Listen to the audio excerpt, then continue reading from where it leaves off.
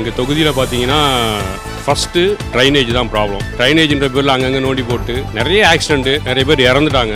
இன்னைக்கு கூட பார்த்தீங்கன்னா ஒரு போராட்டம் காலையில் நடந்தது. அது பார்த்தீங்கன்னா இதே ட்ரைனேஜுக்காக தான் அந்த போராட்டம் நடந்துட்டு இருக்கு. அதனால யாருக்கு போட்டாலும் அப்படி தானே இருக்குது. அதனால நோட்டாக்கு போடலான்னு இந்த ட்ரிப்பு இருக்குது. அடுத்த ட்ரிப்பு புதுசாக நிறைய பேர் வராங்க உள்ள, அவங்க எப்படி இருக்காங்க, அவங்க என்ன பண்ண போனால் அதை யோசிச்சு தான் அவங்களுக்கு போடலாமா அப்படின்றது முடிவு பண்ணி வச்சுருக்காங்க. இங்கே மக்கள் பிரச்சனையே டிராஃபிக் தாங்க மெயின். டிராஃபிக்கு, மழை நீர் ஒழுங்காக போகிறது கிடையாது, ட்ரைனேஜ் பிரச்சனை, காலேஜ் ஸ்டூடெண்ட்டு எல்லாருக்கும் போக்குவரத்து பிரச்சனை நிறைய இருக்குங்க. அது சீர் செஞ்சாலே கரெக்டாக இருக்கும். பொன்னேரி பொறுத்த வரலாம் யார் வந்தாலும் கரெக்டாக பண்ணுற மாதிரி இல்லை. அந்த டைமுக்கு எல்லாம் கரெக்டாக பேசுகிறாங்க. அதுக்கப்புறம் யாரோ செயலில் எதுவும் ஸ்கிப் பண்ண மாட்டாங்க. ரோடு சரியாக இல்லை, டிராஃபிக் நிறைய ஆகுது, நிறைய ஆக்சிடெண்ட் ஆகுது.